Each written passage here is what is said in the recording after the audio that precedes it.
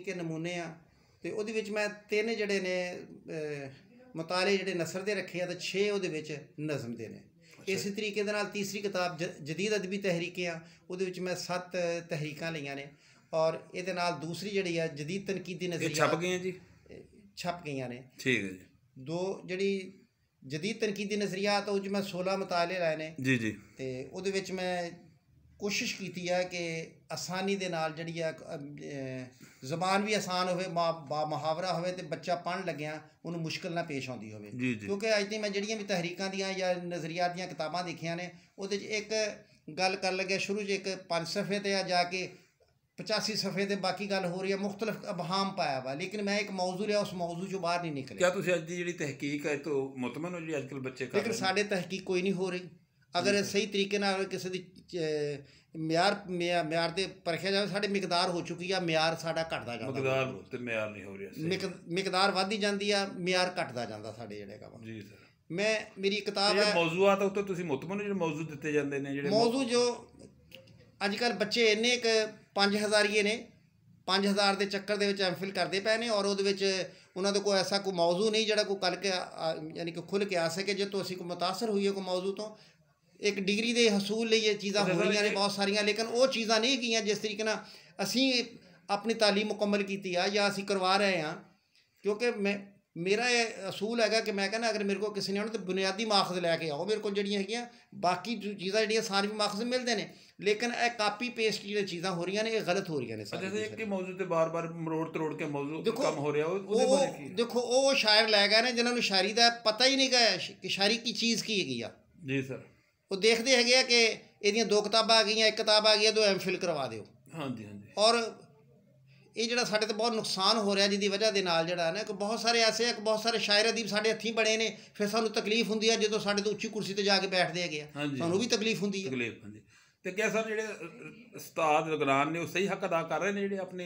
देखो जी मैं ये नहीं कह रहा को, देखो हर आदमी अपनी जगह पर जो कुछ भी कर रहा वा। मैं एक उर्दू अदब का एक स्कॉलर है, मैं तालिब इल्म हाँ, मैं कदी नहीं अगर मैंने कोई पूछे उस्तादां नूं अज़ान दा नहीं पता, नहीं वो अज़ान दा तो मुकम्मल तौर पर नहीं पता इस वेले, जिस इस वेले गिने चुने आ।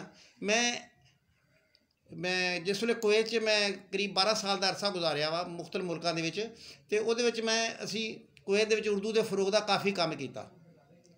उहदे विच अहमद जारुल्ला का एक अंग्रेजी अखबार हुंदा सीगा अरब टाइम, उहदे विच असी 2 सफ़े रखे हुंदे सीगे, एक अदबी ते एक लिटरेरी। तो उसके बाद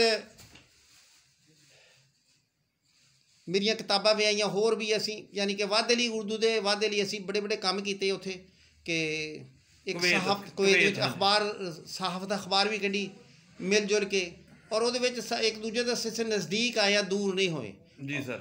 और इस तरीके नाल एक मेरे अंदर एक प्यास सी कि उर्दू के लिए काम नहीं हो रहा इंडिया के तो फिर भी कोई ज़ुबान उर्दू रस्मुल ख़ात मिलाद दे मुतल्लक जिहड़ियां कुछ किताबां छपियां साढ़े इत्थे पाकिस्तान दे विच जिहड़े जिन्हां ने लिखियां वो चले गए है। जी सर। और मैनूं तकलीफ हुंदी है कि जिसले उर्दू का मुतालिया ही साढ़े विच है नहीं गा। जी सर। तो मेरी कोशिश है कि मैं किताब शुरू की ज़ुबान उर्दू रस्मुल ख़ात और मिला के मसाइल। और नहीं सर तुहाडा जिहड़ा उर्दू अदब दे विच बहुत काम आ और तहकीक और तनकीद के हवाले दे नाल असीं तुहानूं खराजे तहसीन पेश करते हैं।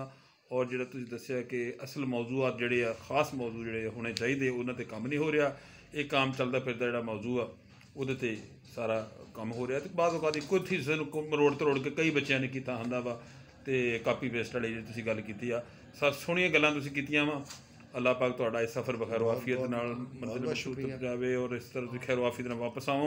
साडियां ढेर सारियां दुआवां मेरे नाल इस वेले जनाब शाहद फारूक साहब ने जी, ये भी अदबी दुनिया का एक सितारा वा जिन्हें भी इत्थे तुहाडे सामने आउंदे ने ये पिछे जिद्दां हदायतकार या प्रोड्यूसर हुंदा वा ये शख्स जी प्रोड्यूस भी करता तो हदायतकारी भी जिन्हें भी वो कंपोजिंग आ जनाब शाहद फारूक साहब किसी नाम से तारफ के मुताज नहीं है। इन्होंने अब्बा जी जनाब फकीर फैसलाबादी बहुत बड़े पंजाबी दरवेश शायर सन। शाह साहब जरा कमाओ जी